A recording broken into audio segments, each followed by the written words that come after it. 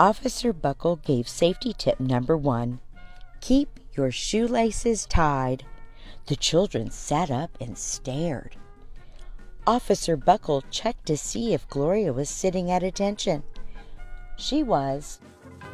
Safety tip number 2, said Officer Buckle. Always wipe up spills before someone slips and falls. The children's eyes popped. Officer Buckle checked on Gloria again. Good dog, he said. Officer Buckle thought of a safety tip he had discovered that morning. Never leave a thumbtack where you might sit on it.